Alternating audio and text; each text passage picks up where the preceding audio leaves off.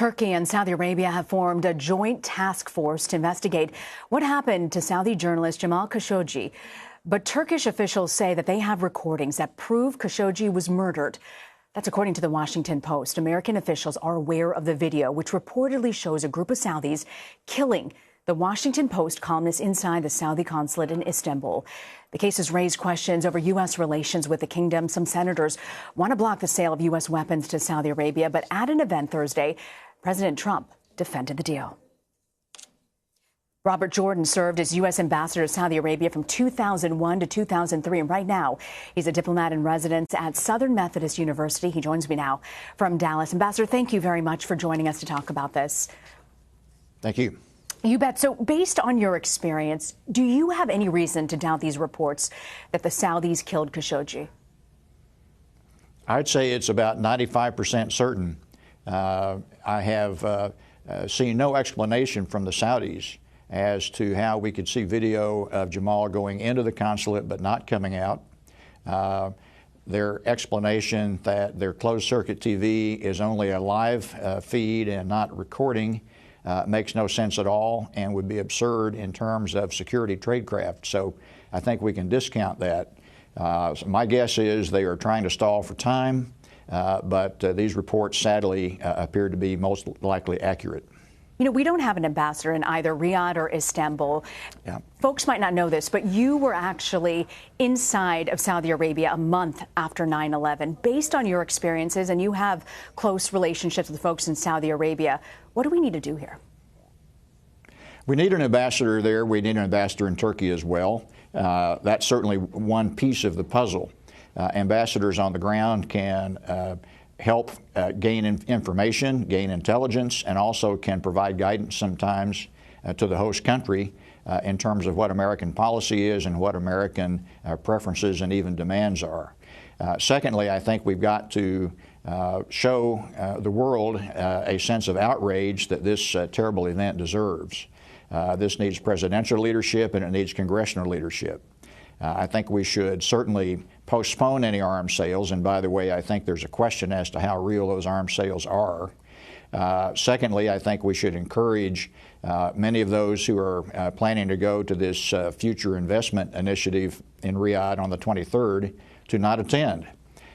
Several media organizations have backed out, but I think some of the principal speakers like Jamie Dimon and Stephen Schwartzman also need to defer their attendance this year under these circumstances. And then finally, I think the... I'm sorry, sir. Go ahead. And then finally, the Congressional invocation of the Magnitsky Act, I think, is quite important.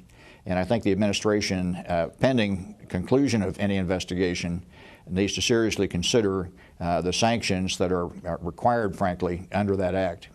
You know, what's been so fascinating is seeing these big businesses around the world saying we're pulling our efforts. In fact, we have a list I want to show you. Companies like Uber saying they're not going to do business in Saudi Arabia. We're talking billions and billions of dollars. Do we have that list of companies from the Financial Times, Bloomberg, Uber?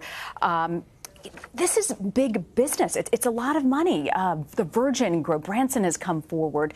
The fact that the U.S. government, the White House, isn't taking such aggressive steps against them, but how big of a blow is this for a crown prince who has wanted to say, he has said he wants to reform his country and bring in international dollars?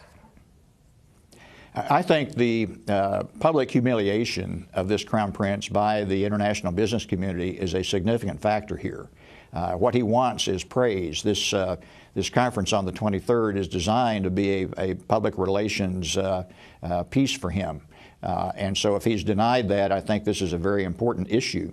But it has a greater implication for foreign direct investment in Saudi Arabia. They're desperate for foreign investment. And foreign investment since the episode of the Ritz-Carlton last year and the imprisonment of many senior Saudi royals and business people, foreign direct investment has dropped off a cliff. So I think this is something that is a likely successful measure to remind this crown prince that he can't act with impunity. Hopefully our government will also take the same position. I mean, this is a crown prince who's also detained other fellow princes in the Ritz-Carlton, we know, detained Saad Hariri from Lebanon. Do you have a sense Is he still able to hold on to power at this point? Well, my guess is for the moment, yes. But again, there are still a few more steps in this investigation and a few more facts to come out. My guess is they will not tilt in his favor. So the king is going to have to make a choice at some point. Is this young man fit to become king? Who are those who are advising the king around him? And what is the temperature of the senior members of the royal family, many of whom have been shoved aside by this crown prince? You know, there's so many people who have been in and out of Washington representing, I'm talking ambassadors at Saudi level. It's not a monolith there, as you well know. Who do we know is in power? I mean, when you read this and you see this, I can't imagine all the Saudi princes are approving of this. No, they have what's called an alliance or an allegiance council, which is made up of the 36 or 37 most senior princes. But this crown prince has pretty much shoved a number of them aside. He has also replaced all of the heads of the military branches and the Saudi National Guard. And so if you were to look for any kind of palace coup, you would look to the military and you would look to certain senior Saudi royal family members.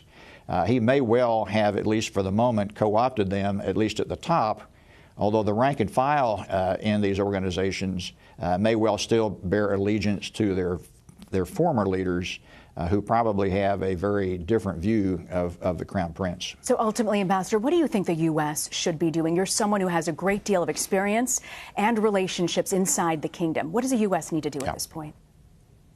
Well, we need to have a stern talk, first of all, and we need to make clear what our values are and what we expect of this relationship. We obviously need the Saudis in our fight against terrorism, in our fight against encroachment by Iran. But there is not a blank check to the Saudis to do anything they choose in the midst of all this, particularly to an American legal resident such as Jamal and a journalist. So I think we've got to make it clear, perhaps by suspending or temporarily halting any arms sales, by the sanctions that the Magnitsky Act might indicate, and by, frankly, public statements by not only the President, Secretary of State, but also our members of Congress. Ambassador Robert Jordan, so grateful you can come on today to talk with us. Thank you. You bet.